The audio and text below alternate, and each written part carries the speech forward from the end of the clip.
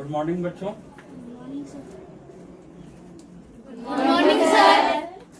कैसे हैं आप लोग? अच्छे हैं? Yes sir. पढ़ाई लिखाई चल रही है? Yes sir. पूरा मेहनत कर रहे हैं? Yes sir. जी हाँ, पूरा मेहनत कीजिए, एकदम लगन और मेहनत से आप पढ़ाई कीजिए और अपना जो कैरियर है आपका, जो आप लक्ष्य बनाए हैं, जो आपका एम है, उस एम को पूरा कीजिए।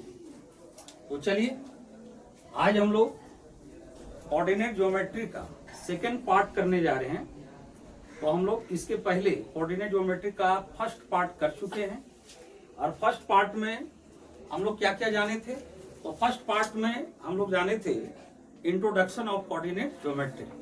कोऑर्डिनेट ज्योमेट्री क्या है, इसका आगे चल के क्या अप्लाई है और हमारे लाइफ में आगे इसका क्या फायदे हैं। कोऑर्डिनेट ज्योमेट्री का अप्लाई करके हम क्या क्या चीज को जान सकते हैं, किसका किसका कैलकुलेशन कर सकते हैं इजीली वे में। तो हम लोग फर्स्ट पार्ट में इंट्रोडक्शन ऑफ कोऑर्डिनेट ज्योमेट्री जान चुके थे, जिसमें हम लोग ये जाने थे कि कोई भी पॉइंट का पोजीशन कहां पर होगा। अगर किसी पॉइंट को हम ग्राफ में दर्शा रहे हैं तो ग्राफ में वो पॉइंट किस जगह पर होगा, उस पॉइंट का पोजीशन क्या होगा। उसके बाद फिर हम ये चीज जाने थे कि अगर ग्राफ में हम 2 पॉइंट्स को रिप्रेजेंट कर रहे हैं तो 2 पॉइंट्स के बीच का डिस्टेंस क्या होगा, डिस्टेंस बिटवीन 2 पॉइंट्स, उसके बीच का डिस्टेंस क्या होगा, डिस्टेंस को हम मेजर कैसे करेंगे, डिस्टेंस को कैसे निकालेंगे। तो कोऑर्डिनेट ज्योमेट्री के माध्यम से डिस्टेंस कैसे निकाला जाएगा, उस फॉर्मूला को हम प्रूफ करके दिखाए थे। उस फॉर्मूला को कैसे निकाला जाएगा, ये तरीका मेरा वीडियो में अपलोड है। अगर कोई बच्चे नहीं देखे हैं तो उस चीज को आप देखिए। उसके बाद अगला पार्ट जो हम चालू करने जा रहे हैं, तब ये पार्ट आपको अच्छी तरह से समझ में आएगी। तो एक बार जो नहीं देखे हैं, पूरा वीडियो इसका फर्स्ट पार्ट का आपको देखेंगे। तो अब मेरा मैथमेटिक्स में क्लास 10th का चैप्टर 7 है और ये कोऑर्डिनेट ज्योमेट्री है, मैथ का एक ब्रांच है। इस ब्रांच के बारे में हम लोग जान रहे हैं, हिंदी में इसको निर्देशांक ज्यामिति बोल रहे हैं। तो इसका आज हम लोग पार्ट 2 देखेंगे। क्या देखना है? पार्ट 2। इसका पार्ट 2 देखेंगे। तो चलिए पार्ट 2 में हमको क्या जानना है, अब इसके बारे में चर्चा करेंगे। तो थोड़ा हम जगह बना लेते हैं, इसको मिटा देते हैं। अब पार्ट 2 में हमको क्या जानना है, अब इस चीज पर आप लोग ध्यान दीजिए और समझिए अच्छी तरह से। और आप ऐसा समझिए ताकि चैप्टर का क्वेश्चन करने में आपको कोई तरह का प्रॉब्लम ना हो। उसके बाद भी अगर कोई प्रॉब्लम रह जाता है तो आप कमेंट कीजिए, कमेंट करने के बाद उस प्रॉब्लम का समाधान किया जाएगा। तो चलिए पार्ट 1 में हम लोग डिस्टेंस फॉर्मूला को फाइंड कर लिए थे। अब डिस्टेंस फॉर्मूला जब हम लोग फाइंड किए तो अब हमको जानना है इस डिस्टेंस फॉर्मूला का यूज कैसे होगा, कहां कहां यूज होगा। इस डिस्टेंस फॉर्मूला के माध्यम से हम कौन कौन सी बातों को जान सकते हैं, समझिए कौन कौन सी चीजों का स्टडी कर सकते हैं इस डिस्टेंस फॉर्मूला के माध्यम से। तो थोड़ा सा हम डिस्टेंस फॉर्मूला पर थोड़ा सा संक्षेप में चर्चा करते हैं, उसके बाद पार्ट 2 का हम बात कंटिन्यू करेंगे। तो डिस्टेंस फॉर्मूला मेरा क्या था, मान लीजिए ग्राफ में ये 2 पॉइंट्स हैं। मान लीजिए इस तरह का ग्राफ है,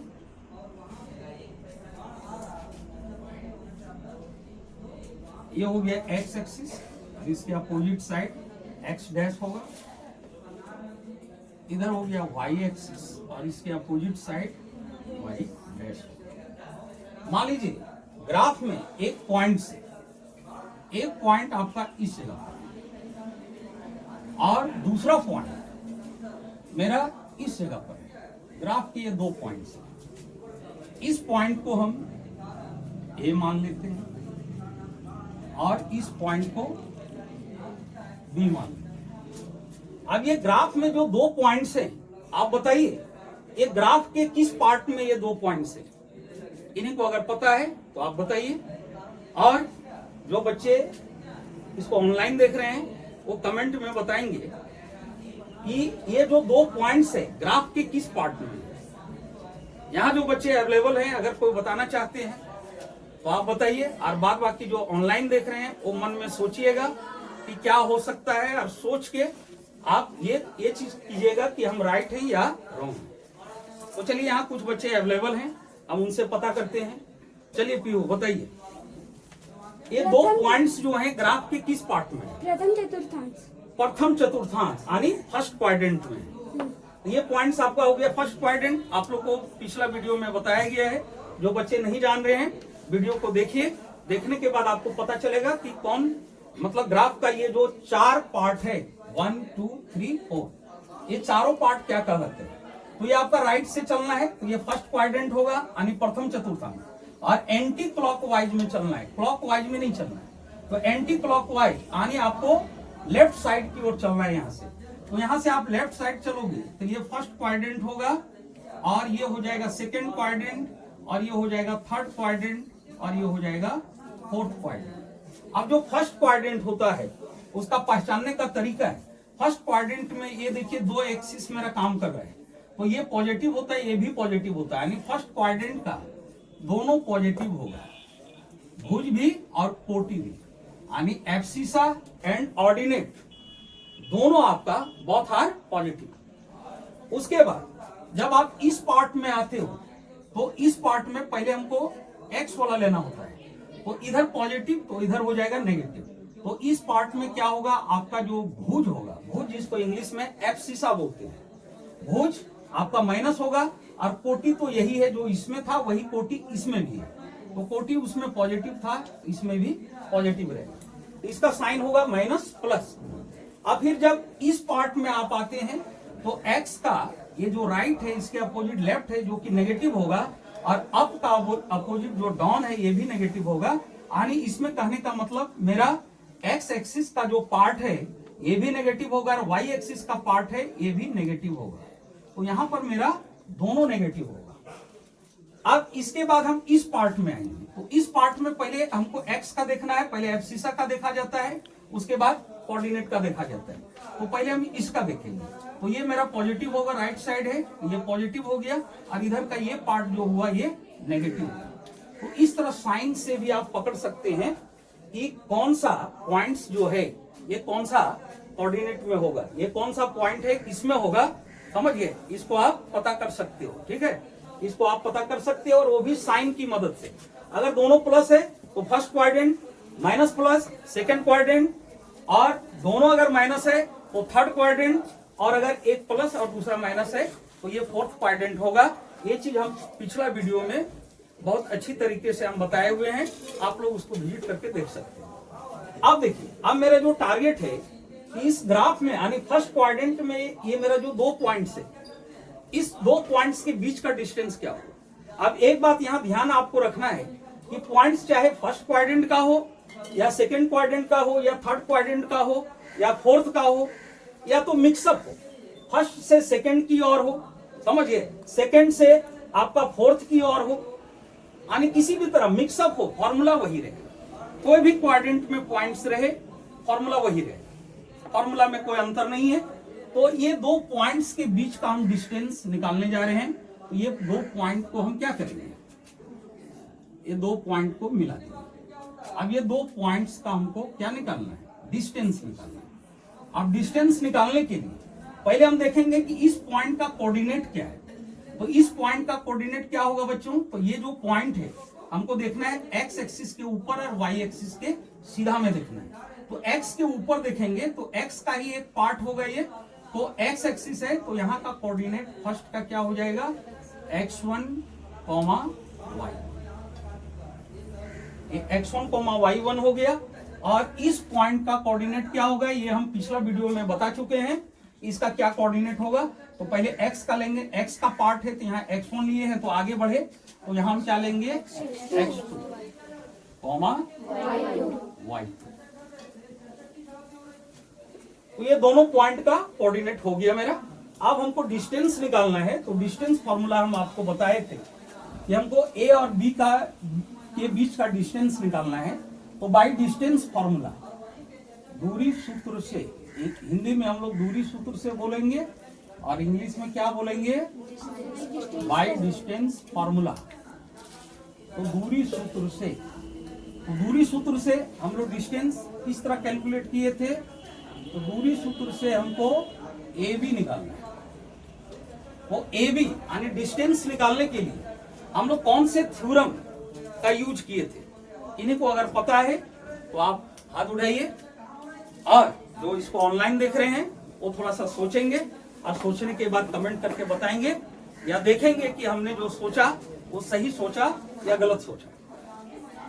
तो आप बताइए, डिस्टेंस फॉर्मूला को हम कैलकुलेट करने के लिए, फाइंड करने के लिए किस थ्योरम का हम लोग मदद लिए थे? चलिए सुलेखा बताइए, किस थ्योरम का मदद लिए थे? Pythagoras theorem. जी हाँ, वेरी गुड। पाइथागोरस थ्योरम का हम लोग अप्लाई किए थे। और पाइथागोरस थ्योरम का अप्लाई कैसे किए थे आप पिछला वीडियो में देख सकते हैं। और उसको अप्लाई करके हम इसका फॉर्मूला किस तरह से निकाले थे। तो पाइथागोरस थ्योरम आपको पता है कि वो स्क्वायर में होता है। तो जब स्क्वायर में होता है तो ये विदाउट स्क्वायर ले रहे हैं, तो विदाउट स्क्वायर ले रहे हैं तो राइट साइड मेरा क्या हो जाएगा? स्क्वायर रूट हो जाएगा। अब स्क्वायर रूट करने के बाद हम क्या बोले थे कि हमको ए और बी के बीच का डिस्टेंस निकालना है, distance between A and B. तो उसके लिए हम बोले थे कि ये फर्स्ट पॉइंट हुआ, ये लास्ट पॉइंट हुआ। तो जब भी आपको माइनस करना है लास्ट पॉइंट से फर्स्ट पॉइंट को करना है, और वो भी सीक्वेंस में आपको करना है। इसके भुज को इसके भुज से माइनस करके होल स्क्वायर करना है, यानी उसका एब्सिसा और इसका एब्सिसा माइनस होगा, डिफरेंस करेंगे, डिफरेंस करके होल स्क्वायर करेंगे। फिर इसका कोऑर्डिनेट लेंगे और इसका लेंगे, यानी ये जो कोऑर्डिनेट हुआ मतलब ये जो कोटि हुआ अगर सेकंड पॉइंट का, सेकंड से सेकंड का आपको माइनस करके होल स्क्वायर करना है। तो यहां पर कैसे बन जाएगा? तो x2 minus x1, x2 minus x1 का होल स्क्वायर प्लस, अगर क्या करना है ये y2 में y1, यानी जो कोटि है, अब कोटि में कोटि माइनस करके स्क्वायर कर दें। तो इसका कोटि सेकंड पॉइंट का क्या हुआ?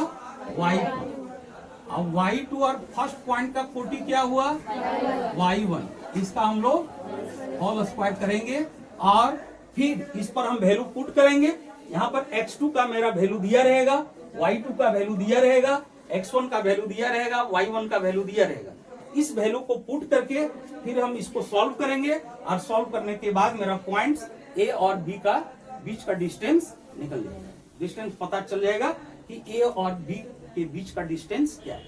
अब इसमें हम एक बात और बताए थे, एक बात और हम क्या बताए थे कि अभी हम जो माइनस किए हैं सेकेंड पॉइंट में फर्स्ट पॉइंट को माइनस किए हैं, लेकिन अगर कोई स्टूडेंट चाहता है कि हम इधर से इधर माइनस करें, फर्स्ट से सेकंड को ही करें, तो कोई प्रॉब्लम नहीं, समझिए उसमें कोई प्रॉब्लम नहीं है। आपको अगर इधर से इधर सुविधा है तो आप इधर से इधर भी कर सकते हैं। इसका भुज फर्स्ट पॉइंट के भुज को सेकंड पॉइंट के भुज से माइनस कर दीजिए और फर्स्ट पॉइंट के कोटि को सेकंड पॉइंट के कोटि से आप माइनस करके होल स्क्वायर करके इसके वैल्यू को आप निकाल सकते हैं।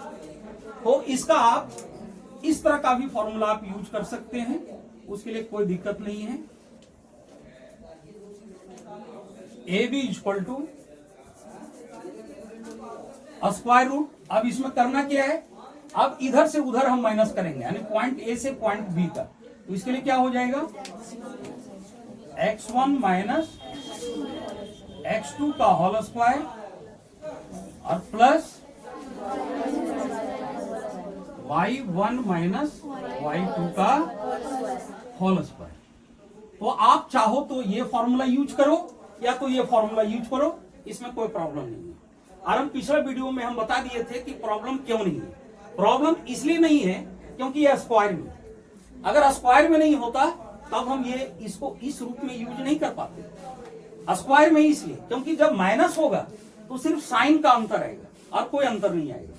जैसे हम यहां से यहां माइनस किए तो मान लीजिए +2 आ गया, सपोज +2 आ गया, लेकिन जब हम x1 में x2 माइनस किए तो मेरा -2 आ गया। अब चूंकि यहाँ स्क्वायर है, यहाँ भी स्क्वायर है, इसलिए इसके वैल्यू में कोई चेंजिंग नहीं होगा। अगर हम +2 का स्क्वायर कर देते हैं तो मेरा 4 होता है प्लस में, और अगर -2 का भी स्क्वायर करते हैं तब भी मेरा वैल्यू +4 में ही आएगा। इसीलिए इस फॉर्मूला को अगर हम इस तरह यूज करें तब भी कोई प्रॉब्लम नहीं है। तो मैं उम्मीद करता हूं कि आप लोग को यहाँ तक की बातें समझ में आ गई होगी। अगर किन्हीं को समझ में नहीं आया तो आप पिछला वीडियो को आप देखिए, देखने के बाद ये चीजें आपको पूरी तरह से समझ में आ जाएगी। अब जो मेरा सेकेंड पार्ट का जो मेन टारगेट है, सेकेंड पार्ट में जो हमको मेन चीजें जानना है, अब उस पर हम बात करेंगे। तो अब हमको क्या जानना है? तो अब हम डिस्टेंस फॉर्मूला जान रहे हैं। अब हमको ये जानना है कि ये डिस्टेंस फॉर्मूला का यूज हम कहां करेंगे, इसका एप्लीकेशंस क्या है। डिस्टेंस फॉर्मूला तो हम जान गए, लेकिन डिस्टेंस फॉर्मूला जानने के बाद हमको ये जानना है कि इस डिस्टेंस फॉर्मूला का यूज क्या है। हम इस डिस्टेंस फॉर्मूला को अप्लाई करके किस तरह के सवालों का जवाब दे सकते हैं, तो अब उस चीज पर हम लोग गौर करेंगे, उस चीज पर ध्यान देंगे। तो अब हम लोग को जानना है दूरी सूत्र के अनुप्रयोग जानना है।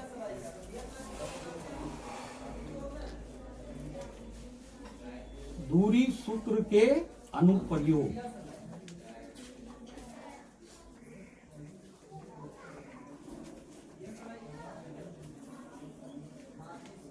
दूरी सूत्र के अनुप्रयोग।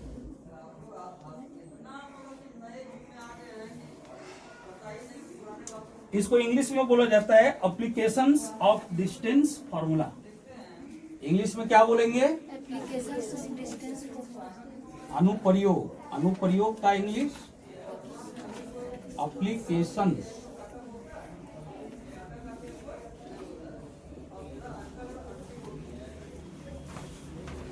Applications of distance formula.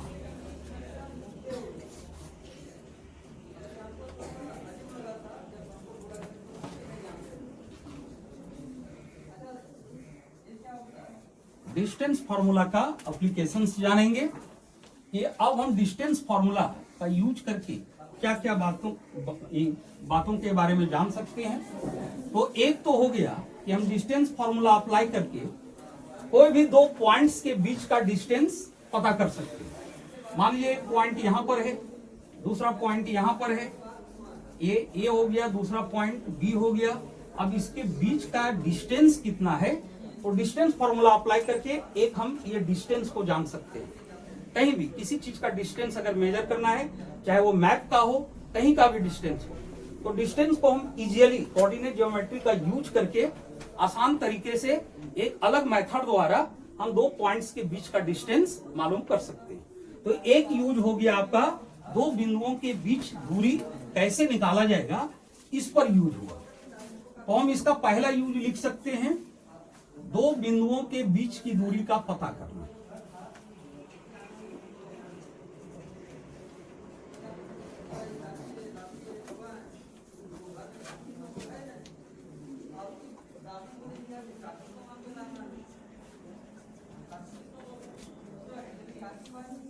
दो बिंदुओं के बीच की दूरी का निर्धारण।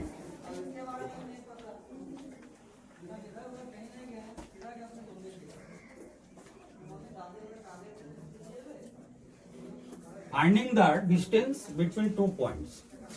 तो एक हम दो बिंदुओं के बीच की दूरी का निर्धारण इसके माध्यम से कर सकते हैं। दूसरा हम कोऑर्डिनेट ज्योमेट्री का अप्लाई कर सकते हैं। कोई बिंदु संरेखी है या नहीं, दिए गए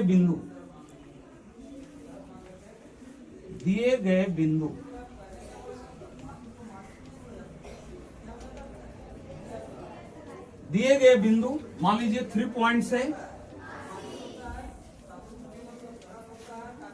किसी जगह पर ये 3 पॉइंट्स हैं ग्राफ में, ए बी एवं सी।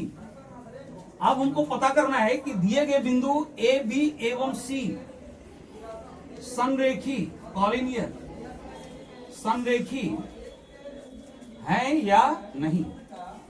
कोऑर्डिनेट ज्योमेट्री का अप्लाई करके हम इसका पता कर सकते हैं,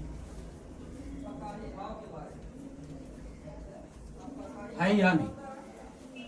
तो कोऑर्डिनेट ज्योमेट्री का अप्लाई करके अगर कुछ बिंदु दिया हुआ है और उसका कोऑर्डिनेट दिया हुआ है और आपसे अगर सवाल पूछा जाए कि दिए गए बिंदु संरेखी हैं या नहीं, तो इस चीज का हम जांच कोऑर्डिनेट ज्योमेट्री का अप्लाई करके और वो भी डिस्टेंस फॉर्मूला, ये डिस्टेंस फॉर्मूला अप्लाई करके हम ये पता कर सकते हैं कि दिए गए बिंदु जो गिवन पॉइंट हैं वो पॉइंट कॉलिनियर है या नहीं। एक इसको हम पता कर सकते हैं। दूसरा हम पता कर सकते हैं कि अगला 3rd नंबर में हम बहुभुजों की पहचान कर सकते हैं, बहुभुजों की पहचान। तो कोऑर्डिनेट ज्योमेट्री का यूज करके हम बहुभुजों की पहचान कर सकते हैं कि कौन सा बहुभुज किस तरह का बहुभुज। तो बहुभुजों की पहचान में हमको खास करके जानना है, विशेष करके क्लास 10 में जो है, तो उसमें हमको बहुभुजों की पहचान में हमको त्रिभुज की पहचान करना है।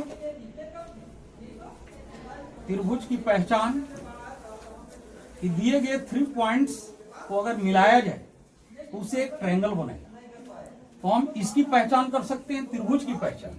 अब त्रिभुज में भी वो कौन सा त्रिभुज है, समद्विबाहु त्रिभुज है, समबाहु त्रिभुज है, विषमबाहु त्रिभुज है, समकोण त्रिभुज है। तो त्रिभुजों की पहचान हम कोऑर्डिनेट ज्योमेट्री के माध्यम से कर सकते हैं। त्रिभुज और उसके टाइप, वो कौन सा त्रिभुज किस टाइप में आएगा, इसकी पहचान हम कोऑर्डिनेट ज्योमेट्री के माध्यम से कर सकते हैं। और ये सारी चीजें जितना हम लिख रहे हैं, आपका ये चैप्टर में क्वेश्चन दिया हुआ। फिर अगला पहचान, फिर चतुर्भुजों में चतुर्भुज के जो टाइप होते हैं, तो कौन सा चतुर्भुज किस चतुर्भुज के अंदर, क्वाड्रिलेटरल के अंदर आएगा, हम उसकी पहचान कर सकते हैं। तो चतुर्भुज की पहचान, उसके जो प्रकार हैं उसकी पहचान हम कर सकते हैं। चतुर्भुज की पहचान, कोई क्वाड्रिलेटरल का पहचान करेंगे, और पहचान में हम लोग ये जानेंगे कि अगर 4 पॉइंट्स ग्राफ में दिया हुआ है और वो चारों पॉइंट्स को अगर हम मिला दिए, तो मिला देने के बाद एक क्वाड्रिलेटरल बनेगा। तो वो क्वाड्रिलेटरल जो बना वो कौन सा क्वाड्रिलेटरल होगा, तो कोऑर्डिनेट ज्योमेट्री का यूज करके हम इसकी भी पहचान कर सकते हैं। और भी बहुत सारे बहुभुजों की पहचान की जा सकती है, लेकिन आपको फिलहाल क्लास 10 में आपको दूरी सूत्र के अनुप्रयोग में एप्लीकेशंस ऑफ डिस्टेंस फॉर्मूला के अंदर आपको ये 3-4 बातें, ये 3 बातें हुई, ये चौथी बातें और ये 5वीं, बस ये 5 पर ही आपका क्लास 10th में एक्सरसाइज इसी 5 पर बेस्ड है। तो अब हम एक करके सारी बातों पर चर्चा करेंगे। तो पहले आप 2 बिंदुओं के बीच दूरी का निर्धारण आप ये जान चुके हैं कि 2 बिंदु के बीच दूरी का निर्धारण कैसे होगा। अब हमको पता करना है, अब हम लोग सेकंड पर आएंगे। फर्स्ट हम लोग ऑलरेडी जान चुके हैं, फर्स्ट हम जान चुके हैं कि दूरी निकालने के लिए किस तरह से डिस्टेंस फार्मूला का अप्लाई करेंगे। तो वहां पर डायरेक्ट फार्मूला यूज करके और 2 पॉइंट्स के बीच का हम लोग डिस्टेंस निकाल लेंगे, फाइंड कर लेंगे। अब हमको मुख्य रूप से जानना है ये सेकंड पॉइंट। तो सेकंड पॉइंट मेरा क्या है, अब देखिए सेकंड पॉइंट पर हम लोग चर्चा करते हैं।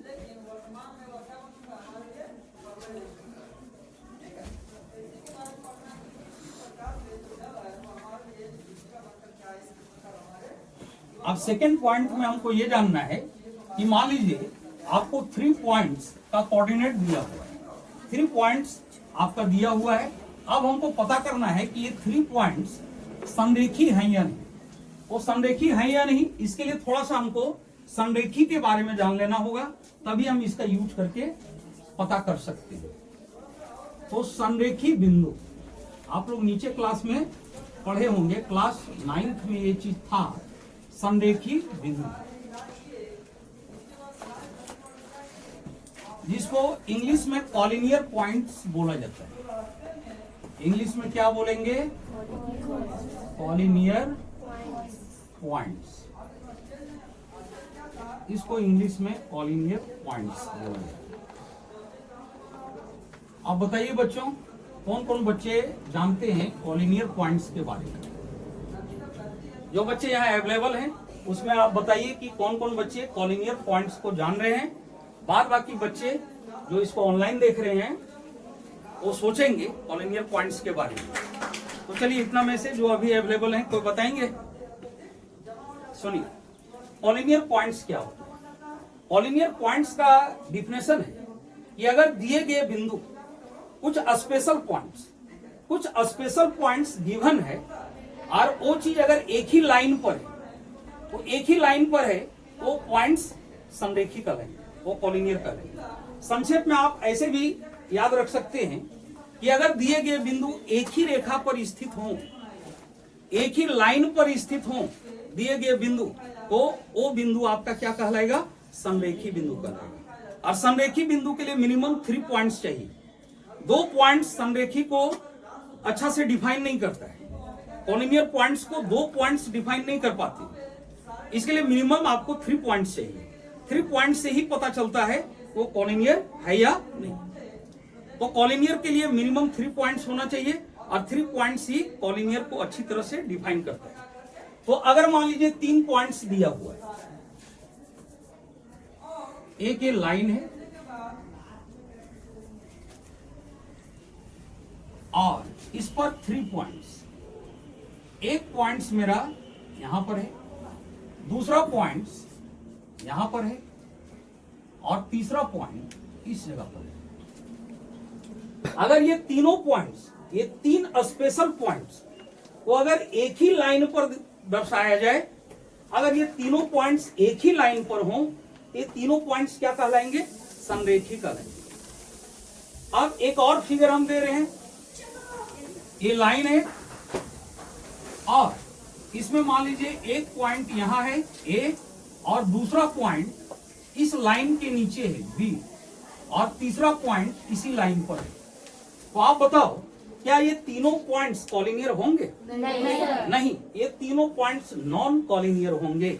और नॉन कॉलिनियर इसलिए होंगे क्योंकि ये तीनों पॉइंट्स एक ही लाइन पर स्थित नहीं है। लेकिन यहां पर तीनों पॉइंट्स एक ही लाइन पर स्थित है, तो ये कॉलिनियर हुआ और ये नॉन कॉलिनियर। तो ये तो हम लोग जनरल ज्योमेट्री, जो यूक्लिड का ज्योमेट्री है, आप लोग याद रखोगे, अभी तक आपने जो भी ज्योमेट्री पढ़ा है वो आपका यूक्लिड का ज्योमेट्री है। यूक्लिड का ज्योमेट्री जिसमें आप लोग रेखाएं, कोण, त्रिभुज, ये सब के बारे में अध्ययन करते हो, त्रिभुज, चतुर्भुज, वृत्त, समझिए, वो आपका यूक्लिड ज्योमेट्री। ये कोऑर्डिनेट ज्योमेट्री, अब हम कोऑर्डिनेट ज्योमेट्री से पता करेंगे ये 3 पॉइंट्स कॉलिनियर है या नहीं। यूक्लिड ज्योमेट्री के अनुसार तो सीधा है कि अगर ये तीनों पॉइंट्स एक ही लाइन पर हैं तो कॉलिनियर है, अगर ये तीनों पॉइंट्स एक ही लाइन पर नहीं है तो नॉन कॉलिनियर है। तो यूक्लिड के ज्योमेट्री से हम उसके माध्यम से सिर्फ उसके डिफिनेशन से ही पता कर लेंगे कि कॉलिनियर है या नहीं। लेकिन अब हमको कोऑर्डिनेट ज्योमेट्री से पता करना है कि दिए गए ये 3 पॉइंट्स जो हैं ये कॉलिनियर हैं या नहीं। तो उसके लिए क्या ट्रिक होगा कोऑर्डिनेट ज्योमेट्री में? तो देखिए, कोऑर्डिनेट ज्योमेट्री में दिए गए पॉइंट्स जो हैं, गिवन पॉइंट्स हैं, ये कॉलिनियर होंगे या नहीं, इसको जानने का ये ट्रिक्स है। आपको करना क्या है? यही दूरी सूत्र जो हम ऊपर लिखे थे, अभी हम जान रहे हैं दूरी सूत्र का अनुप्रयोग, एप्लीकेशंस ऑफ डिस्टेंस फार्मूला। तो हम डिस्टेंस फार्मूला का यूज करेंगे और यूज करने के बाद एक बार हम ए और बी का डिस्टेंस निकालेंगे, ए और बी के बीच का। दूसरी बार हम बी और सी के बीच का डिस्टेंस निकालेंगे और तीसरी बार एक बार पूरा ए से सी के बीच का डिस्टेंस निकालेंगे। और अगर ए बी का डिस्टेंस और बीसी के डिस्टेंस को अगर जोड़ दे, सम कर दे और ये पूरे एसी के डिस्टेंस के इक्वल हो जाएगा, तो आप समझ जाइए given points are collinear. Collinear तो कॉलिनियर जानने का तरीका क्या है? कोऑर्डिनेट ज्योमेट्री में वो भी डिस्टेंस फार्मूला अप्लाई करके। तो आपका जानने का ये तरीका है कि यहाँ जो 2 छोटे छोटे पार्ट हैं, A B and B C, तो एक बार आप डिस्टेंस फार्मूला यूज करके ए बी के बीच का डिस्टेंस निकालिए, एक बार बीसी के बीच का डिस्टेंस निकालिए और ये दोनों छोटा पार्ट को ऐड कर दीजिए। ऐड कर देने के बाद ये पूरे बड़े पार्ट के इक्वल हो जाए तो दिए गए बिंदु संरेखी होंगे, अन्यथा संरेखी नहीं होंगे। तो इसका ट्रिक ये कि दिए गए बिंदु संरेखी है। तो थोड़ा सा हम ये लिखते हैं संरेखी के लिए, तो संरेखी बिंदु का ही चल रहा है। तो यहां पर देखिए A B plus B C, ये 2 छोटा पार्ट को हम ऐड करेंगे, तो आप बताइए किसके इक्वल होना चाहिए? एसी के इक्वल होना चाहिए कि A B plus B C करेंगे पूरे एसी के इक्वल होना चाहिए। तो A B plus B C equal to, अगर आपका एसी आ गया यानी 2 छोटे पार्ट्स का सम बराबर हो गया एक बड़े पार्ट्स का, समझिए। अगर ऐसा हो जाए तो दिए गए बिंदु संरेखी होंगे। और अगर ये बातें ना हो, A B plus B C is not equal to A C, अगर ये बराबर ना हो ए सी के, तब आपका दिए गए पॉइंट्स कॉलिनियर नहीं होंगे। तो हम इस ट्रिक का यूज करके पता कर सकते हैं कि नहीं Yes. कि दिए गए बिंदु कॉलिनियर है या नहीं। तो इसके लिए हमको क्या करना पड़ेगा, आप समझ रहे हैं, डिस्टेंस फार्मूला अप्लाई करेंगे और अप्लाई करके एक बार AB के बीच का डिस्टेंस, फिर BC के बीच का डिस्टेंस, फिर AC के बीच का डिस्टेंस, अब दो छोटा पार्ट ऐड कर देंगे और बड़े पार्ट के इक्वल हो गया तो दिए गए बिंदु समरेखी है। तो आपका चैप्टर में सवाल है, आप इस ट्रिक का यूज करके आप चैप्टर का क्वेश्चन घर में करेंगे। जो बच्चे ऑनलाइन देख रहे हैं वो भी इसको करेंगे। अब अगली बातें आती हैं, ये संरेखी की बात होगी। राइट ऑन हो गया। जो ऑनलाइन देख रहे हैं स्क्रीनशॉट भी ले सकते हैं या तो वीडियो को रोक के आप लिख भी सकते हैं। चलिए अब हम लोग देखते हैं, क्या वीडियो ज्यादा लॉन्ग हो रहा है क्या? 30 मिनट्स हुआ।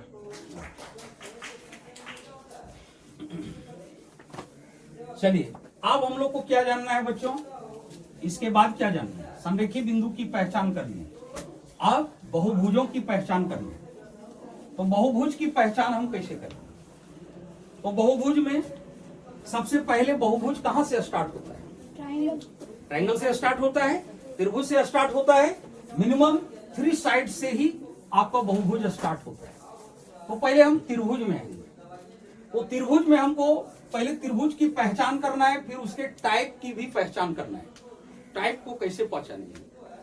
तो मान लीजिए 3 पॉइंट्स दिया हुआ है, 3 पॉइंट से आपका कोई ट्रायंगल बन रहा है। तो अगर जो हम लोग जान रहे हैं, ये तीसरा नंबर का था ना, बहुभुजों की पहचान।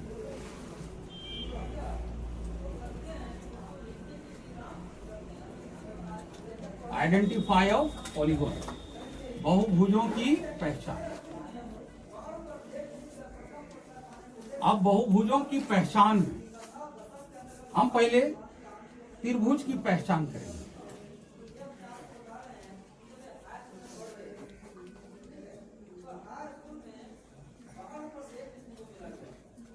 त्रिभुज की पहचान।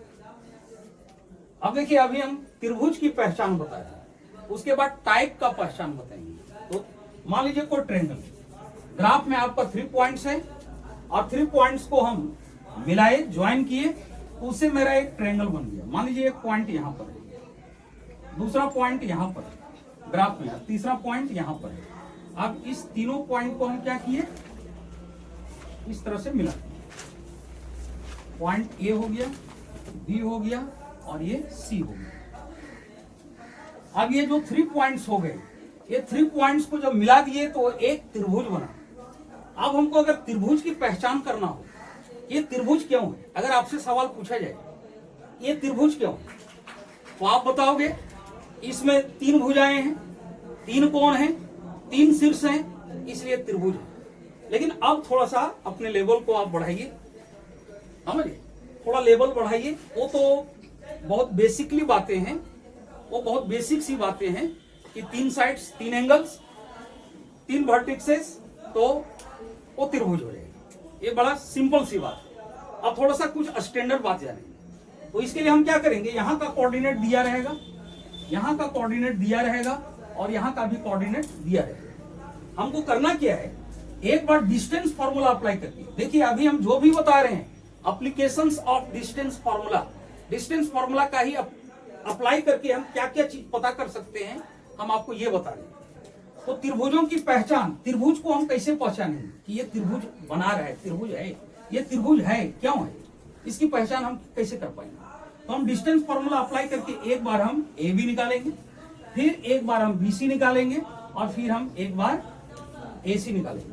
तो डिस्टेंस निकालने के लिए आप जान ही रहे हो कि कैसे निकालेंगे। तो इसका जो कोऑर्डिनेट है, इस कोऑर्डिनेट में से इसके कोऑर्डिनेट, यानी भुज को भुज में माइनस करके होल स्क्वायर, प्लस कोटि को कोटि में माइनस करके होल स्क्वायर, तो A और B का बीच का डिस्टेंस निकल जाएगा। अब अगर हम B और C के बीच का डिस्टेंस निकालते हैं, तब हमको क्या करना पड़ेगा कि इसका जो भुज है, इसके भुज में इसके भुज को माइनस करके होल स्क्वायर, फिर इसके कोटि में इसके कोटि को माइनस करके होल स्क्वायर करेंगे। और इस तरह से AB का डिस्टेंस, BC का डिस्टेंस और AC का हम डिस्टेंस निकाल लिए। अब जब मेरा तीनों डिस्टेंस पता चल गया, मान लीजिए AB हम फाइंड कर लिए, AB हमको पता चल गया। अब हम BC फाइंड कर लिए, BC भी हमको पता चल गया, फिर AC को फाइंड कर लिए, ये भी पता चल गया। अब तीनों साइड हम डिस्टेंस फॉर्मूला यूज करके तीनों साइड की लंबाई हम पता कर लेंगे, क्योंकि डिस्टेंस मतलब भुजा की लंबाई, तो डिस्टेंस फॉर्मूला अप्लाई करके हम तीनों भुजा निकालेंगे। आप देखिए, अब ये त्रिभुज होगा या नहीं, इसके लिए आपको क्या करना है, कोई भी दो भुजा जोड़ना है। कोई भी दो भुजा का जोड़ यानी sum of two sides is greater than other three side, मतलब तीसरा नंबर का जो साइड बचा थर्ड साइड, उससे अगर वो बड़ा हो जाए तो आप समझ जाओ ये तीन पॉइंट्स को आपस में ज्वाइन किया गया तो जो बहुभुज बना वो आपका त्रिभुज है। तो क्या है इसका कॉन्सेप्ट, आपको करना क्या पड़ेगा, कोई भी दो साइड को आप ऐड कीजिए, AB प्लस BC। अगर ये दो साइड को हम ऐड किए, ये दो साइड को ऐड करने के बाद तीसरा साइड कौन बचा, AC।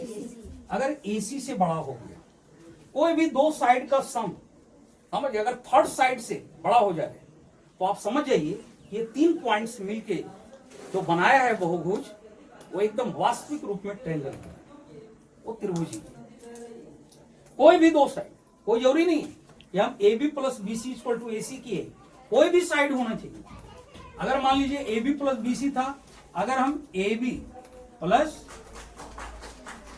प्लस AC कर दें तो ये किससे बड़ा होना चाहिए, जो थर्ड साइड बचा, तो थर्ड साइड कौन बचा, AB प्लस AC भी है, थर्ड साइड कौन बचा, BC। तो या तो ये और मैं ये, अगर ये हो जाए, ये तीन में से तो कोई एक बातें होगी, ये बिल्कुल गारंटी। अब बचा कौन, BC प्लस AC। अगर ये बड़ा हो जाए किससे, AB से बड़ा हो जाए, BC प्लस AC आपका AB से बड़ा हो जाए, तो ये तीन में से अगर कोई भी बातें होती हैं तो 3 पॉइंट्स मिलके अगर वो ट्रायंगल बना रहे हैं तो ये ट्रायंगल की जांच हो गई कि वो वास्तव में ट्रायंगल है। तो इसकी जांच करने के लिए आपको ध्यान में ये रखना है कि यदि दो भुजाओं का योग तीसरी भुजा से बड़ी हो तो तीनों भुजाएं मिलके एक ट्रायंगल का फॉर्मेशन करेगा। तो इसका कॉन्सेप्ट ये हुआ त्रिभुज की पहचान का, समझिए। अब त्रिभुज का जो टाइप है उसकी पहचान हम कैसे करें, तो चलिए अब हम लोग त्रिभुज के टाइप की पहचान करते हैं, वो भी कोऑर्डिनेट ज्योमेट्री के माध्यम से और डिस्टेंस फॉर्मूला अप्लाई करते हैं।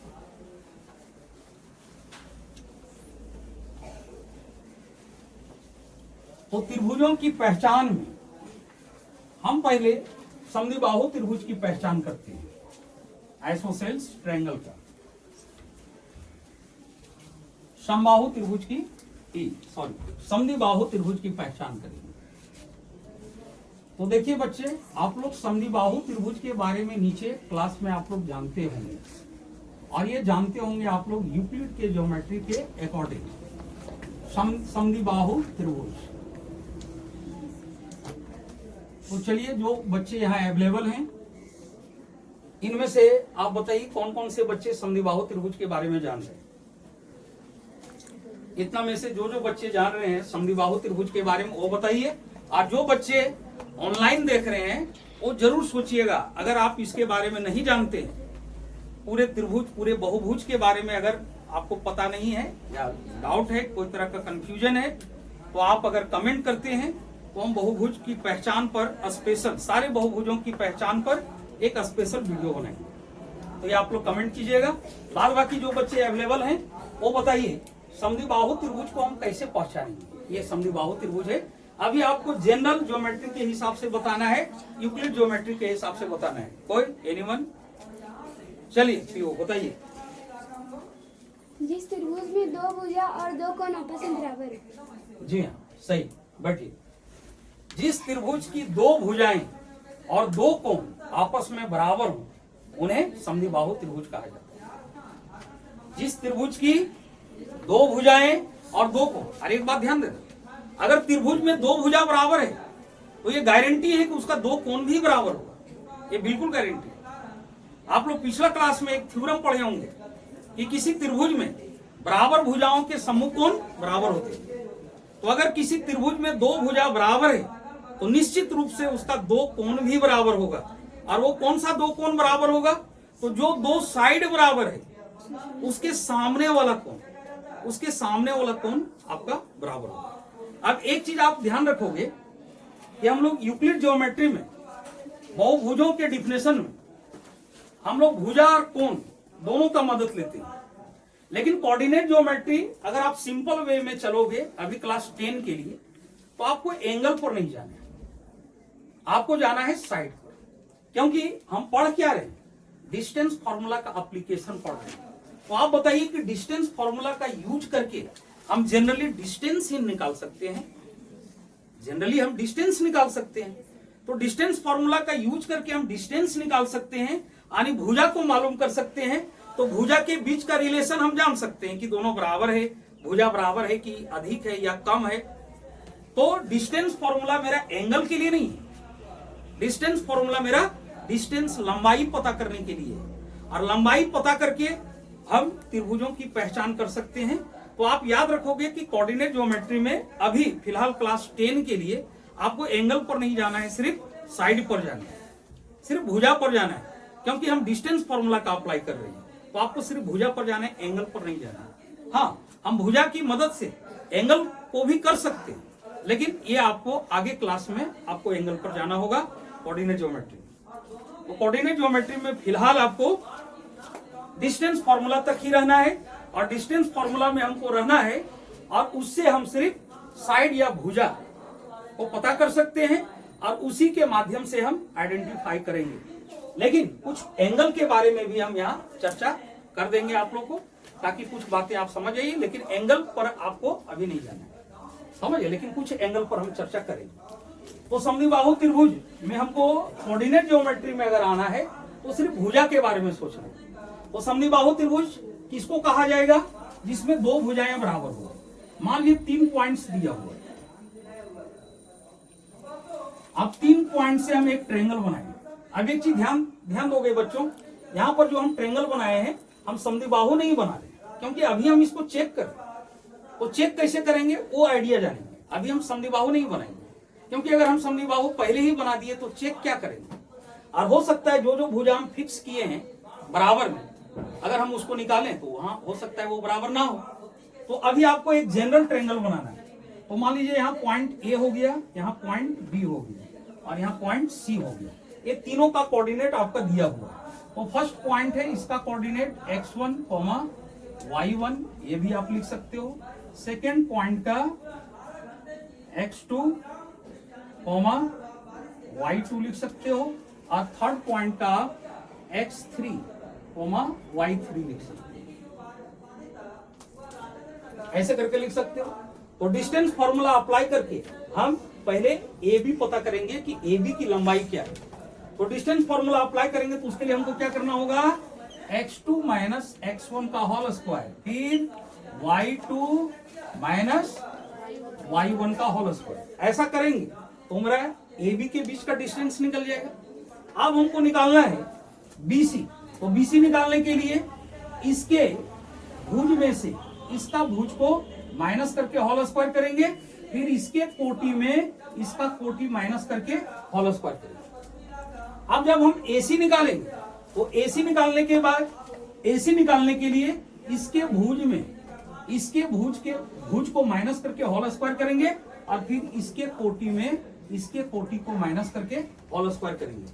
और इस तरह से हम तीनों साइड पता कर लेंगे डिस्टेंस फॉर्मूला अप्लाई करके। तो तीनों साइड मेरा क्या हो जाएगा? ए बी हम पता कर लिए, ठीक है। फिर हम BC पता कर लिए, और फिर हम AC पता कर लिए। अब ये तीनों डिस्टेंस हम फाइंड कर लिए, मतलब तीनों साइड हम पता कर लिए।